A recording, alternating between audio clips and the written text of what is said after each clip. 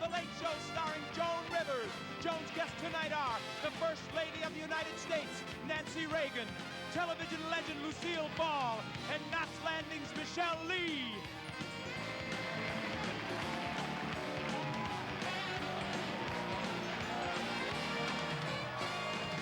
Mark Hudson with the Party Boys and the Tram.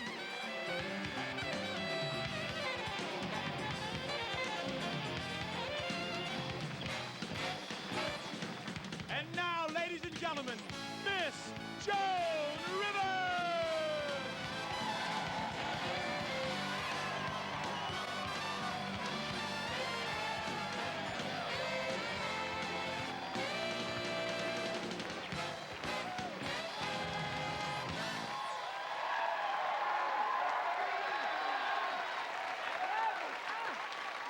What a lovely, lovely audience tonight. And we have an incredible show for you. We have the First Lady of Television, Lucille Ball, as you know.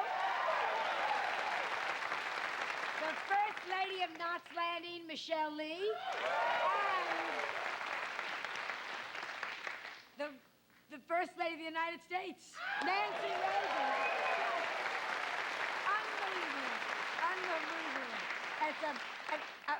We're all so excited. Everybody is looking so nice. They're all wearing ties. Look at the orchestra all cleaned up. It's just, and everybody's been so excited. And the Secret Service has been running around all day. And I don't understand one thing. If they're called Secret Service, why do they wear name tags? I mean, that makes no sense.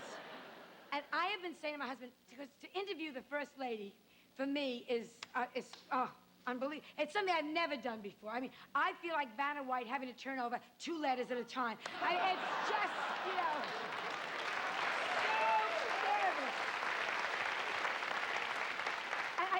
I keep saying, what if I'm going to say something stupid like, what does your husband do? So I've been writing.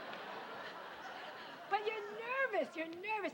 And then I said to Edgar, you know, what should I do? He said, just relax, act like Barbara Walters, which is, because she's so cool, you know? So I said, fine, I'm just going to say, I really am very happy to introduce the president's wife on television. But,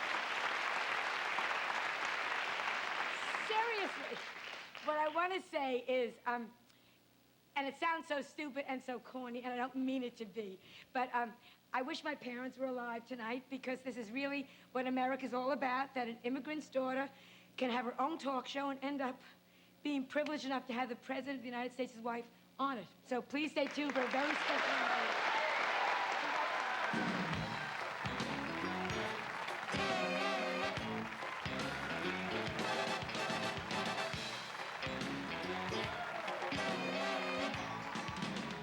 The Late Show is brought to you by Longvie for hair that smells as beautiful as it looks, and by Campbell's Creamy Natural Soups, sophisticated soups in a gold label.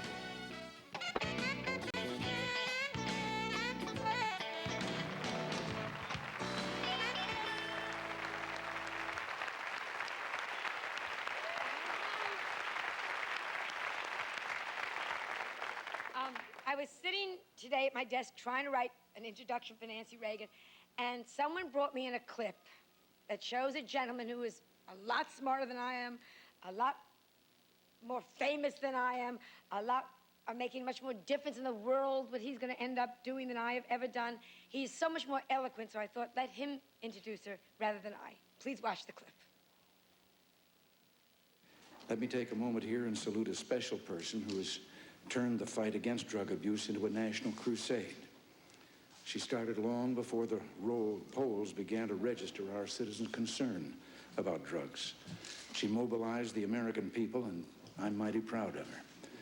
I know the work Nancy's been doing has been appreciated, and Nancy's made a special commitment to assist young people who are just getting started to quit and to prevent others from starting in the first place. One young person asked her advice about what to do if offered drugs, and she came up with a bit of simple yet profound wisdom. She said, just say no. And today,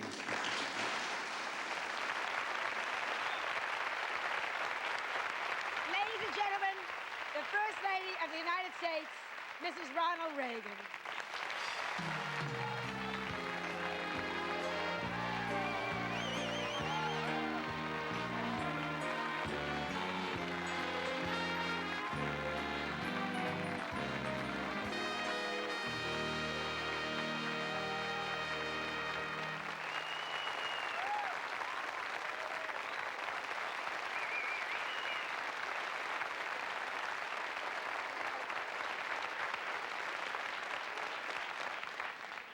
How lovely to have you on. Oh, nice to be here. And you photograph well, but you're much prettier in person. Ah, that's nice. I'm sure a lot of people tell you that, but it's true.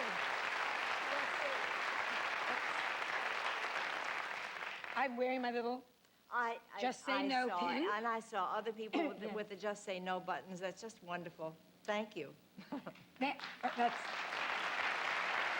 May I ask you, there's so many causes that people have probably called you and said, please come and be our champion for. What made you choose drugs? Well, when nobody wanted me to, we'll start with that. Right. Nobody wanted me to. But when we were in Sacramento, I began to get calls from friends whose children had been involved in drugs. Now, we're talking in the 60s when this whole thing started. Right. And all of us were very naive, and people were embarrassed, self-conscious, you know, thought their child was the only child on drugs. But many of these children ended up badly. Some ended up tragically. Some died. And that began to get me interested. And then as time went on, and I began to read more about it in the papers, and the age began getting younger and younger and younger and younger, I knew there was a big problem. So when we got to Washington, I knew that this was what I wanted to do, but nobody else wanted me to do it because it seemed, I guess, because it was a downer, you know. But after we got there, there was the attempted assassination, and that sort of slowed things down, obviously. And I would have people into the White House to talk, experts in the field. And then after a while, I began to go out and visit the young people. It's amazing, the age. Yes. That's what upsets me so much. Yes, yes, yes, which gets younger and younger. I mean, you know, now when I talk to an 8-year-old who's not only a user, but a pusher, it's incredible. Why this country, Mrs. Reagan? You would think we are the most affluent country, the most educated country. Why is it such a problem in our country? But it's not just our country. It's global. It's everywhere. It's the most democratic of problems. It doesn't make any difference who you are, where you are, what kind of money you make. It doesn't make any difference. It's everywhere. So now how, your campaign, do you see it making a difference? Do you see, because it becomes so verbal now? Do you think that's... Oh, yes. The Just Say No. I always felt that if we could, well, in the very beginning, this was now 5.5 years ago, I felt that if we could just make people aware and make them more knowledgeable about the problem, that would be the first step. Well, now I think they're aware.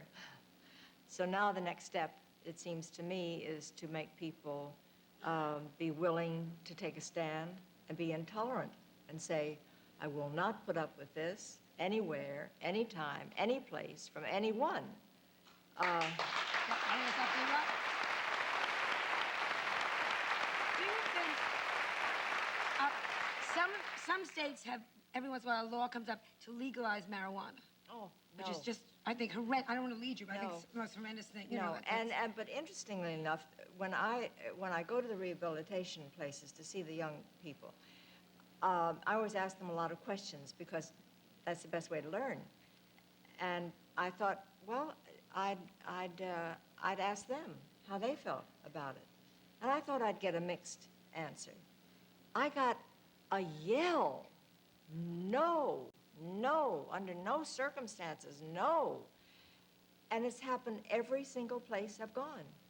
The young people feel very, very strongly about it, and they should know better than anybody. Now, you have 4 children between Mr. Reagan's first marriage and his second. Obviously, they had to come in contact with drugs, especially the ones that were teenagers in the 60s. Yes, in the 60s. 60s was the worst time in the world to try to raise children. Anyone that had a teenager in the 60s that got through has done a miraculous job, I think. Yes. Do you think they had to have been? Oh, I'm sure they subjected to they it. tried marijuana, you know. But I was lucky. Oh, look at it. Exactly. I was lucky. It's just, what about in the Hollywood community? They always say that we're worse than any other community. Well, I don't think we're worse. It's When you were it here, is all over. Well, when I was here, I was not aware of it. You know, I didn't know that it was going on at all. Maybe it was, but I didn't know anything about it. But it's in it's everywhere. It's in all fields. It's not just Hollywood, or it's not just New York or Chicago, or, you know, it's everywhere. so what do we do? Every person right now that's watching would be asked to do something, what? Write to a congressman, write to a senator, tell a child no tonight. I mean, just... They should be willing to say to themselves, I will take a position that this is morally wrong. I will be willing to stand up and say it's wrong, no matter, you know, it doesn't make any difference whether it's in a chic LA party or in a back alley somewhere. It's still wrong. Yeah. And you're still talking about saving somebody's life. Because it does come down... But you have to be willing to stand up and take a position, and that's sometimes difficult and embarrassing. Absolutely. We'll be right back after this message of interest, so please stay tuned. Now a word from one of our newest sponsors, Honda, the all-terrain vehicle. Ride a Honda and they'll show you America.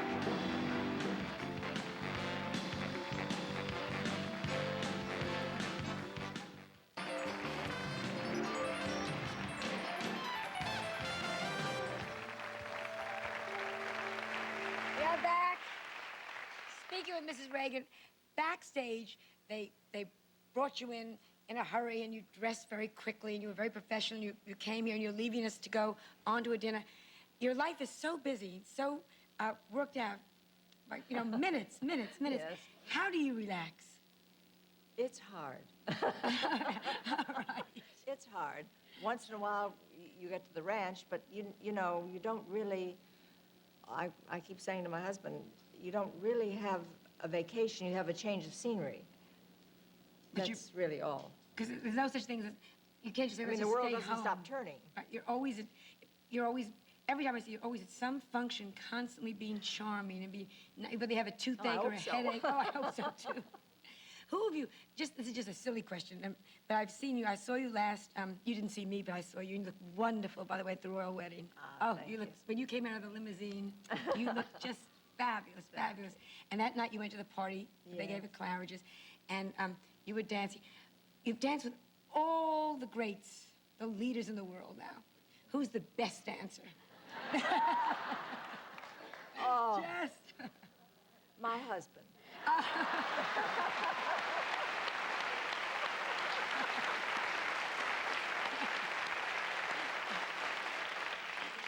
You're now in the White House 6 years and 2 more, right?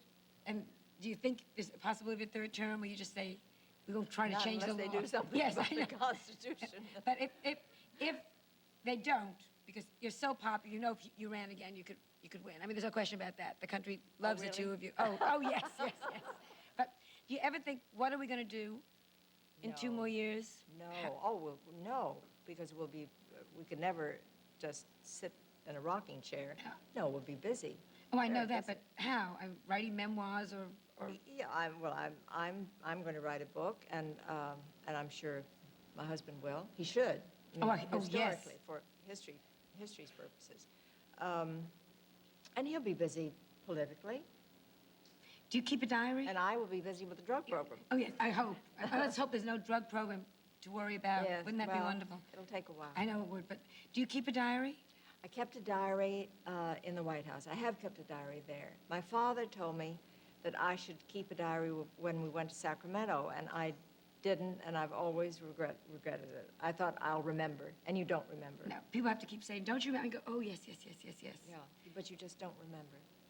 All these things that are happening to you, especially in the last 6 years, is there any one highlight that you can say this was so far the highlight of the presidency? Oh, golly. There've been, there've been so many. Be hard to pick out one. I think maybe one of them would be the time that I had an audience with the Pope alone, just the two of us. My husband wasn't there, and I went to see him about the drug problem. And that was really extraordinary. Really, Yes. You and Mr. Reagan seem, which is wonderful, it gives a lot of us that are married courage to go on. You seem very, very in love. I mean, really genuinely in love, which is great. Are you both romantics? I think so, yes. Would We're you? going on 35 years. It doesn't seem 35 possible. years? Ah. Unbelievable. How did you meet? You really want to hear this Oh, story? yes. Do you really? Yes, Really? please. I love this. Well, it was a blind date. Blinder for him than for me. Because I had seen him in movies. I knew what he looked like. He had no idea what I looked like. And I was doing a picture at Metro for Mervyn LeRoy, who was an old friend of my family's. And I knew nothing about politics, absolutely nothing. But there appeared a list, and my name was on it, Nancy Davis, that time. And I did know enough to know that I didn't belong on that list. That much I knew. And I complained to Mervyn. And he said, well, I know Ronald Reagan, and he's president of the Screen Actors Guild, and come to think of it, I think you two should meet. But he can solve your problem, so I'll call him. Well, I thought, that's a very good idea. Now I began to get terribly worried. And I said, yes, Mervyn, you be sure and call Ronald Reagan about this. So he said he would. And the next day I came to the set, and he said, did Ronald Reagan call you? And I said, no, Mervyn, he didn't, and I really am terribly worried. And he said, well, I'll call him back. So that night, he called me. And he said that Mervyn had called him, and was I free for dinner? And I said, yes. And would I go out to dinner? And I said, yes. And he said, but I have a very early morning call. He was protecting himself, is what he was doing. He didn't know what he was getting into. So I said, well, I have an early morning call, too. I didn't at all, but a girl has some pride.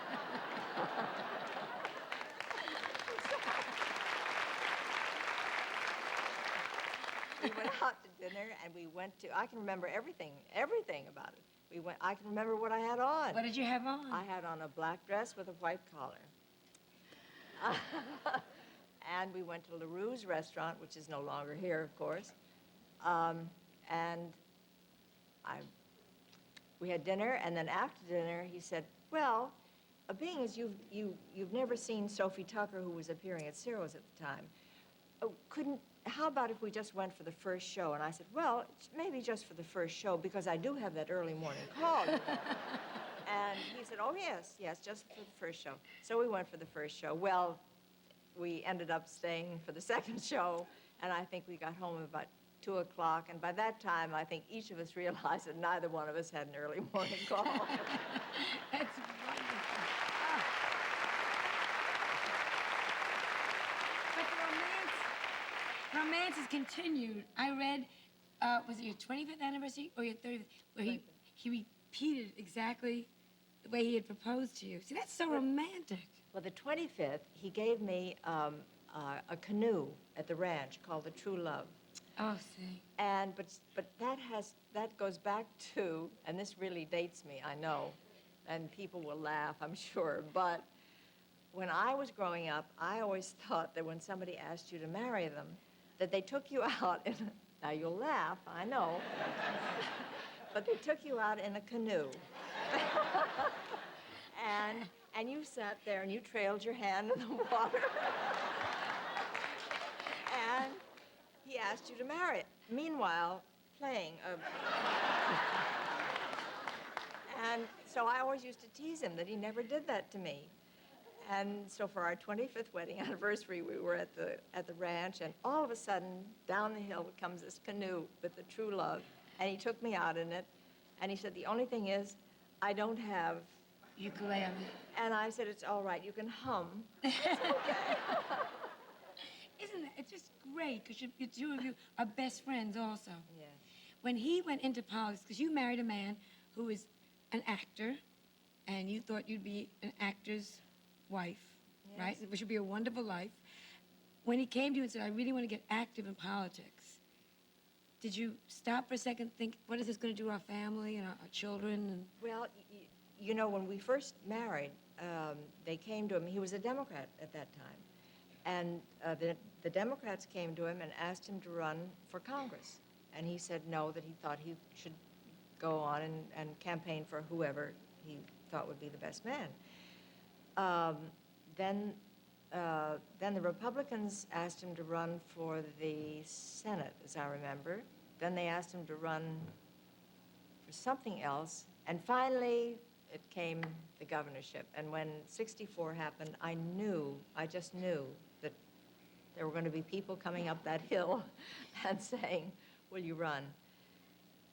And it took about a week before we finally decided yes. But he felt so strong. You know, if I really had thought about it, I wasn't very smart, I guess. But if I really had thought about it, I guess I would have known that what he was doing really wasn't fulfilling to him. Else he wouldn't have taken on the presidency of the Guild for as long as he did, or the presidency of MPIC, or gotten involved with all of these other things. He obviously, he wanted something else, something more. And I should have recognized that, and I didn't. Did his parents live long enough to see him president? No. Oh. Isn't that a shame? Yes. Yes. Yes, but yours did. Yes, fortunately. Yes. Both my mother and father, my father died soon afterwards, but my mother... How still- wonderful to be able to say, my daughter is First Lady. Yes, and they got to sleep in the White House. It's great. Oh. And that was wonderful. Do you ever walk through the White House still and just go, here is the Lincoln bedroom and how wonderful this is? I'm in history, in the middle of history. Oh, yes, always, Yeah. always. You can't go through those doors without feeling that. Always. It's a wonderful feeling. I know you have to leave, which is killing me because I could talk to you all night. You're such a warm person. I've seen you at a luncheon at a table of 11 strange women, and by the end of it, they've all thought they are absolutely your personal friend. You have such a warmth coming out of you. It's just incredible. I have one last question, if I may ask you. If you had to be remembered, not Mr. Reagan, because he'll be remembered for many, many things, but you, if you had to be remembered for one thing, what would you like to be remembered for? Oh, my. Well, I guess I'd like to be remembered for trying to make a difference with the young people, I guess. Well, I know you are. Thank you so very much. What a pleasure. Oh.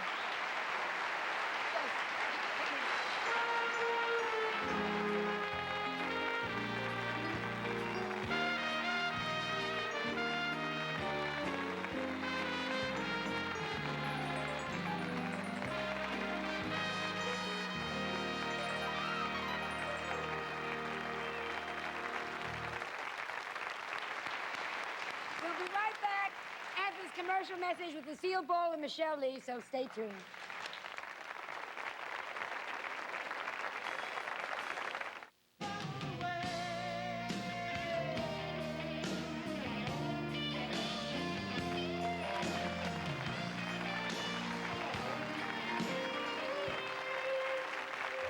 What an evening. Mrs. Reagan and another lady I'm thrilled to have on the show. She's the first and most lasting female TV star that we've ever had. She is the first woman ever. There's so many firsts in Lucille Ball's life. She is the first female Hollywood mogul, first studio owner. In December, she will be honored with a prestigious Kennedy Center tribute, and she's back on TV, aren't we lucky, in Life with Lucy, the living legend herself, Miss Lucille Ball.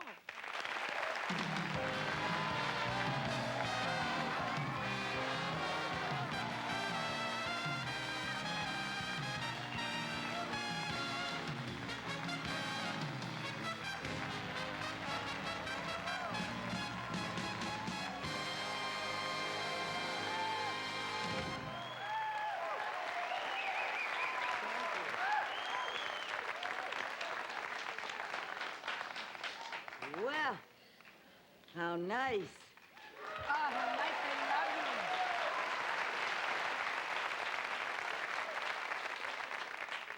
you. Now then, about your sex life. You know what it is to follow Nancy Reagan? Oh.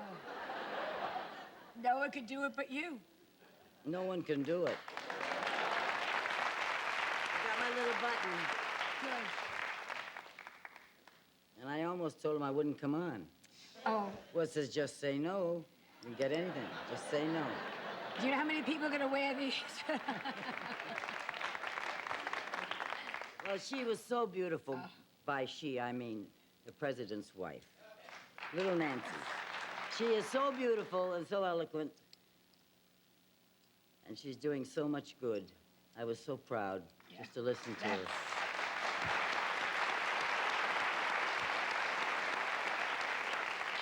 What's new in your life, kid? What's new in your life, kid? Life with Congratulations. Lucy. Life with Lucy. Yes, yes. Are you Yeah. thrilled to be working again? Well, yes, no doubt about that. I'm thrilled to be working, but I didn't have any idea that I would get chastised for working. Which means? I got some lousy notices, if you excuse the word notices, for coming back to work at all, which I thought was very strange. That's very stupid. Well, I mean, I first of all, don't know the people that wrote them, but I was so amazed. I can take critique, you know, about the show, and I've done that for years. But to be critiqued for coming back at all, But don't you think that the press... threw me. I cried. My God, I cried. But the...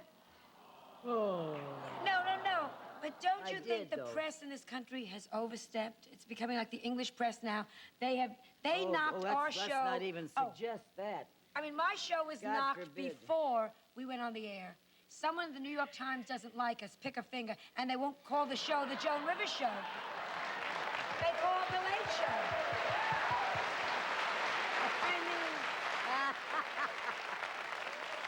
I mean, there's a moron at the L.A. Times who has knocked me before the show ever came on our air. I don't know you who think it they was just that knocked me, but they didn't. If they had just critiqued my show, as I said, Exactly. be different. But they didn't want me to come back to Well, their work. problem. I mean, They're I lost, thought it would my be dear. great to bring a lot of people, a new cast and new crew and new network, and have the strength and the wish to work, which I suppose everybody felt like that. And I guess they didn't. But I have gotten thousands of letters since then, so I feel better now. I've stopped crying. Also, Are they those make... real? Are you crazy? That's... No matter where you point on me, the answer's no. But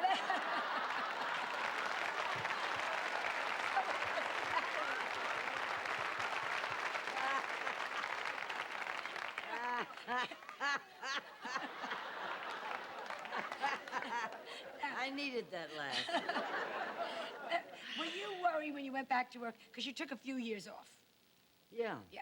Were you worried? Because I don't work for 3 No, I days. wasn't worried No, wait. until after I got the notice. Oh, the hell with it. No, I don't want to... Well, I have to answer your question. Yeah, but the hell... No. Were you worried at your timing? See, I worry about my timing going if I don't work 3 or 4 days. I think Your timing? timing for a joke. Were you worried about that? No.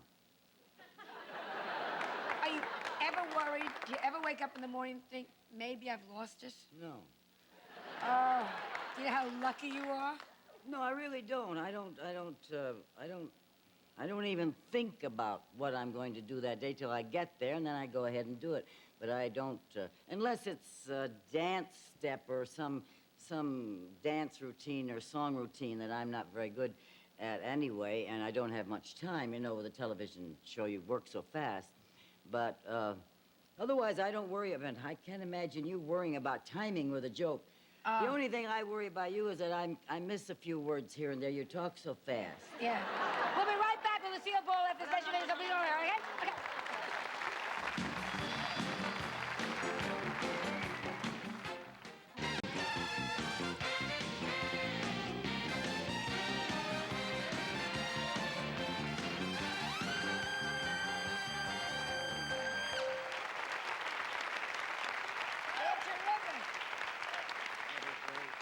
You know, I always look at you, and to me, you're the epitome of what a comedian should be. And you've Why? Oh, because you're brilliantly funny, and I might be. I thought you meant the way I look. Oh, I was getting to that.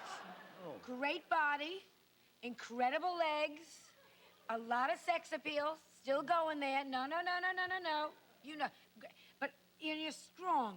To me, also, you're able to stand up to everything. Your whole life, you're still. What scares you? What frightens you? Anything? Yeah.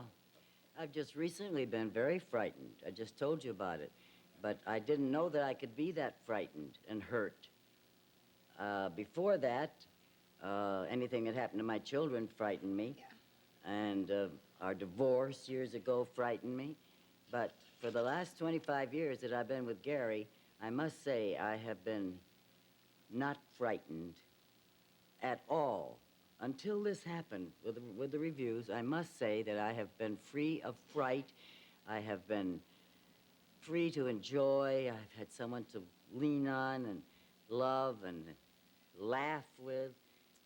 And those things are the most important. You're married how long now with Gary? 25. God, we're all just getting up there.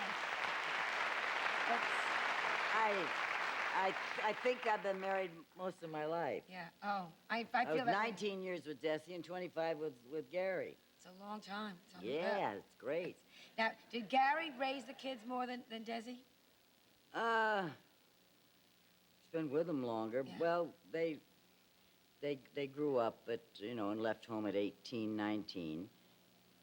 And he knew them from the time they were 6 and 7. So who would they go to talk problems At first, they would talk problems if they talk at all. They would come to me, and then I gradually would say, well, let's see what Gary thinks about it, and it worked out fine. But there was that long spell where they made us look at, what was that picture? We had to look at it 7 times. Now I've forgotten the name of it. Where the kids got the parents back together. The Parent Trap. No, yes. The Parent Trap. Yes, that's it. Was What? that it? Disney, Walt Disney, and it was Haley Mills. Come on, Mommy, come on, Daddy, love each Right. other. Yeah, I remember all that 7 nonsense, yeah. times we had to look at it. And I said, kids, give up. Well, Desi was already married. We were already married. I said, you have 2 homes to go to. They're both happy. Now relax, enjoy. Eventually, they accepted it. Now, your mother was very much an influence in your life, right? Great. Yeah. Yeah. She was a great fan. She was a great lady. She was fun. She was right down to the common denominator, she was she was wonderful. I can still hear her laugh on the reruns. On all the reruns, every day, any time I want to turn on, I can hear my mother's laugh, which is wonderful. That's great. Yeah. Was she a stage mother? Did she encourage you? No, not at all. Not at all. No, never came backstage or pushed me or was even around when I started. But when I got into television, then she could bring her friends over. When I quit television, she said, now what am I going to do Thursdays? Yeah. Give me a day now, a typical day in your life. Because you're a workaholic the way I am. Give me I'm not day. a workaholic, and you know why I'm not? And I bet you aren't either. Anyone who takes, well, maybe you are. I don't know that much about you. But anyone who takes a long weekend or a good weekend off is not a workaholic. Just because you like to work and get your work done, but I get off Thursday evening. I'm free till Monday at 10 o'clock in the morning, and we go away. We do whatever we want. Those are very long weekends. We take 3-4 months off a year. That does not make you a workaholic unless you just decide that you must work over every weekend and everything. Don't you ever take a vacation, even over a weekend? I work all the time. Well, then you're a workaholic. I know it. But I'm not. Anyway, a day, I do get up early. I wake up early. I don't necessarily bounce out of bed and jump into the pool, but I have breakfast in bed, and I look at some mail, and I think of what I have to do, what I'm going to wear, and what I have to do that day, and I visit with my dog and give her a whap across the bed, and I have a darling little white poodle. Almost brought her tonight. But I figured, well... Well, I have a spike backstage. We could have had a whole thing going. I know. You know. Has she been fixed? No. Oh. Have you? No. Oh, no. We'll be right back with Michele Lee. So please stay tuned.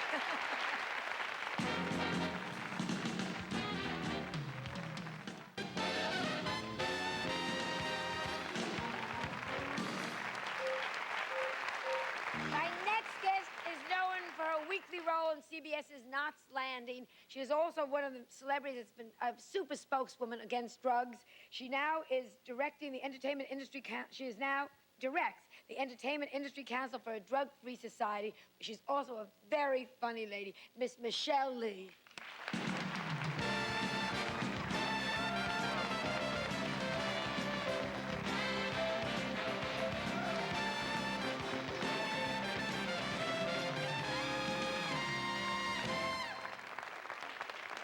Oh, thank you. How nice. What an exciting show. I cannot believe this show, listening to these first ladies, all of them. And you, first lady of Knots Landing. Oh. First lady of Knots Landing, and let's not forget it. Oh, you.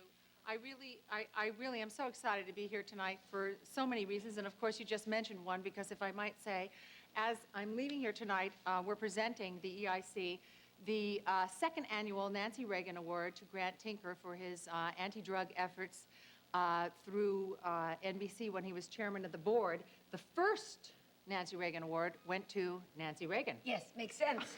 And the Entertainment Industries Council was started just a short while ago, and it's comprised of people in the industry. As a matter of fact, this lady here is on the board of trustees, and our goal... You are. You know. Our goal is to de-glamorize... Oh, I'm sorry, yes. You lost me there for a minute. You jumped from one thing to the next. Our goal is to de-glamorize drugs, of course. Of course. And that's all of our goals. Yes. Yeah. You know what I found very amusing tonight? What, Michele. dear? What, dear, darling? Here she goes. Yes, Here it no. comes, folks. Wait. Michele is always telling me how often you've been to the White House. You're always at the White House. You're at the White House. You're at the White House. I didn't see Mrs. Reagan stopping by and saying hi to you before she came out. Your dear friend. We had Danishes in my room before she came out. And, no, of course, darling, I was there. We I were was together. there with Eleanor Roosevelt.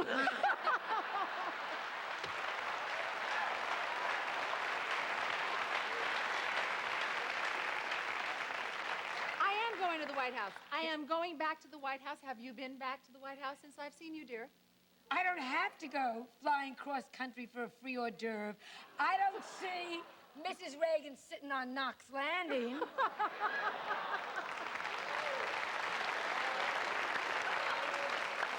Darling. How many times have you been now to the White House, Michele? We can't wait to hear. 6 or 7.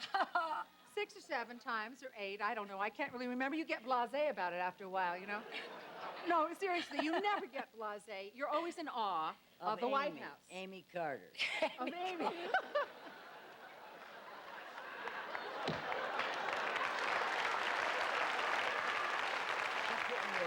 Did she?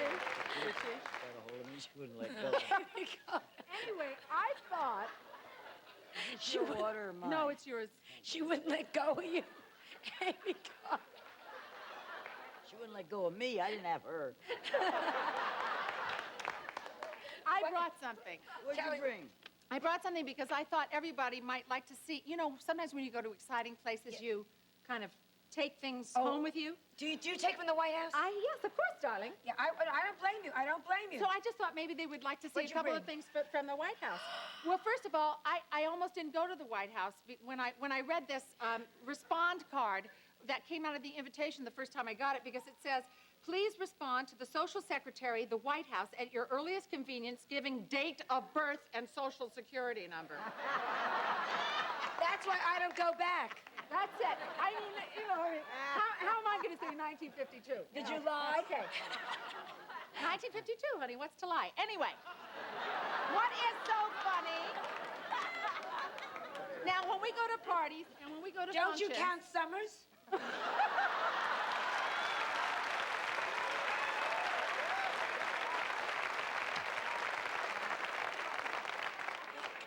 Okay, when we go to functions, often we take place cards, do we not? I always do. Okay, so I took my place card, Miss Lee, of course, with the presidential seal. Now, tell me something. Is Nancy Reagan still in the building? Not The if she's smart.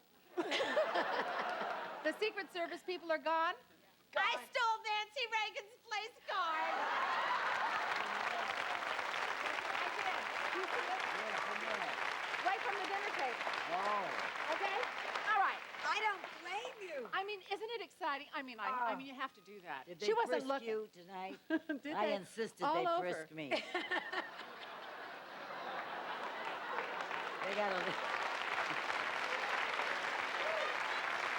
They got a lot of very cute FBI men. I said, frisk me! Now!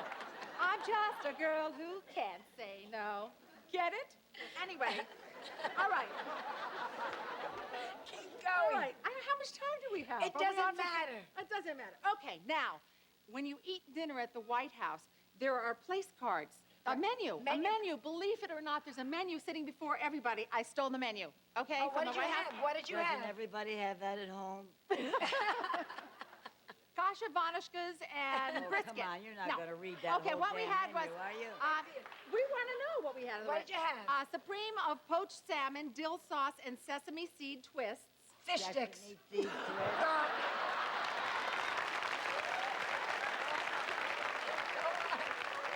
Sesame seed twist. Yes, dear. Oh. Breast of chicken sandamin, wild rice with walnuts, You're and losing green them. garden beans.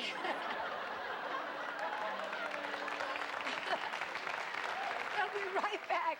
And Miss Gentlemen, so stay tuned.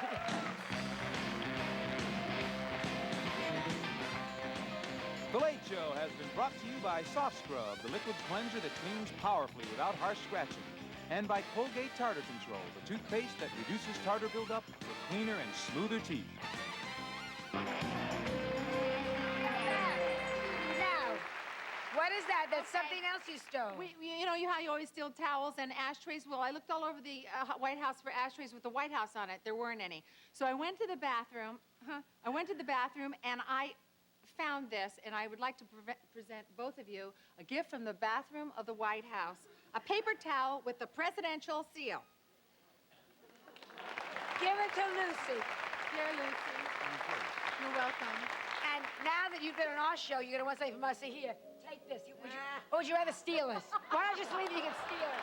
Tomorrow night, my guests will be Vincent Price, Valerie Harper, Richard Simmons, and the world's largest pumpkin. And thank you so much, Lucille Ball. You're the most wonderful woman in the world. Michele Lee, I love you. Come back anytime. And Mrs. Reagan, thank you especially for being on the show. Joan Rivers Wardrobe by Eamon Ward of Newport Beach.